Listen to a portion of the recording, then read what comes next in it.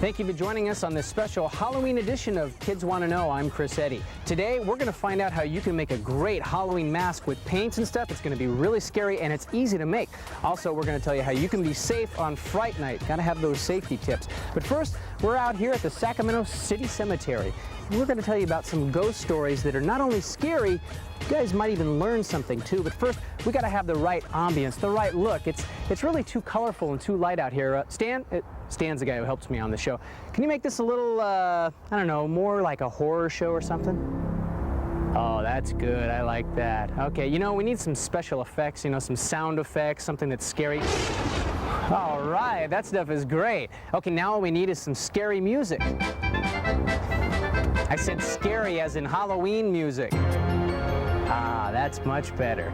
Now, all we need is someone to tell us a scary story. This person is Mr. John Betancourt, tour coordinator for the Sacramento City Cemetery. He looks harmless, like someone's grandfather, but put him into Old West clothes in the middle of a cemetery, and he becomes a little more frightening.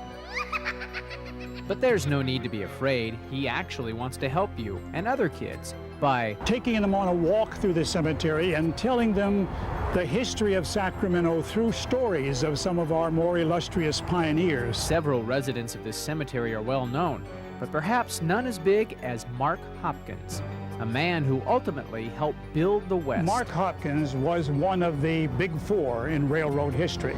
That is, those men who had to put their personal fortunes on the line to build a transcontinental railroad. And Mark would be the secretary treasurer of the western half of that transcontinental railroad known as the Central Pacific Railroad Company. His fame was so great, he even had a school named after him, Mark Hopkins Elementary. When he died, he was a very rich man and believed to be worth $20 to $30 million. That's how his wife could afford to bury him in this elaborate mausoleum made of different kinds of granite and Italian marble. It soon became apparent to me that the richer the residents, the bigger their memorial, which brings us to another big name. Edwin Bryant Crocker was an attorney. Came from Indiana as a lawyer, established himself here as a lawyer.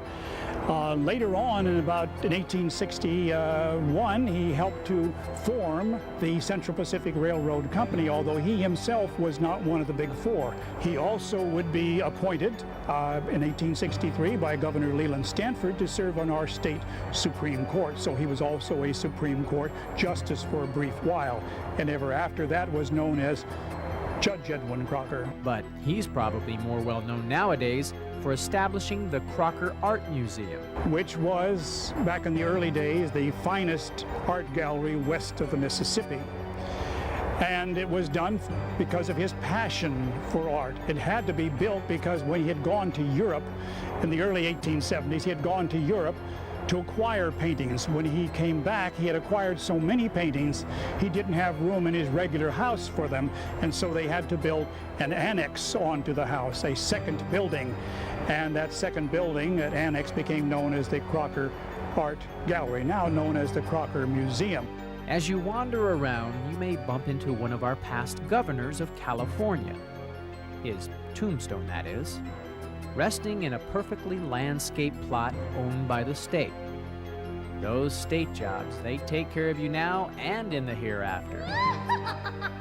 And here's another state leader, the third governor of California. His name is John Bigler, and he's probably best known for bringing the capital to Sacramento. Before 1854, of course, our capital was sort of the musical chairs of capitals, moving around from Benicia to Vallejo to San Jose to Monterey and back again. And I guess maybe John Bigler, being a married man and with a family, maybe they didn't like him running around doing so much politicking and preferred to have him, as he did, stay right here in Sacramento. Mr. Betancourt, our guide through history, is so involved with this cemetery, he almost seems a part of it. And one day, he will be. I got my spot right here. I'm all set, ready to go. Not ready to go, but I'm all set anyway. But what about the more eerie stories? Well, our tour guide says that psychics come out to the cemetery on a regular basis, and what they see as they look across the tombstones is something not human, but something. Well, what they're seeing, or what they claim they see or sense, is energy, balls of energy.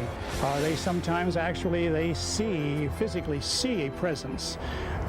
They can actually describe what they see, and sometimes they describe what they're wearing, and what they're wearing is appropriate most times when they're talking to me anyway, to what the time period was.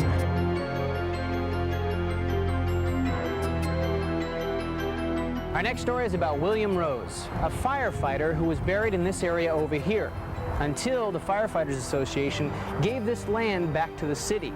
Then they took 25 of those firefighters and moved them up to this area over here. So they thought. They only brought up 24 of them. They could not find that 25th body. In fact, they looked all over the place and they could not find any remnants that there was any body there at all. And they put a headstone up here for William.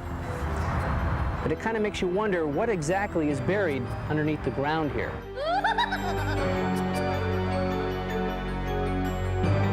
Now for our final and most bizarre story. It's about a young girl named May Woolsey.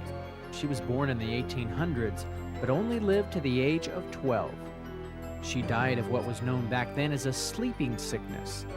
Now this beautiful young girl would be at the center of a great mystery. More than 100 years after her death, a man, a carpenter by trade, bought the Woolsey home. He planned to strip it down to its bare skeleton so he could restore it to its original look. While tearing away planks from the stairway, he found a hidden compartment.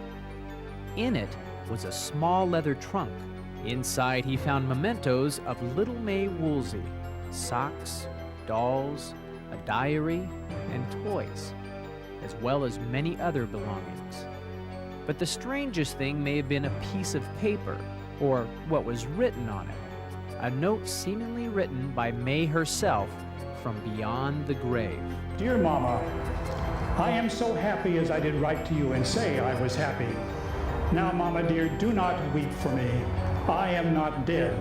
No, only gone before to wait your coming, when you will be out of all sorrow and care, and will be happy with me. Oh, what pleasure there is in spirit life no one can tell. Only think of everlasting sunshine.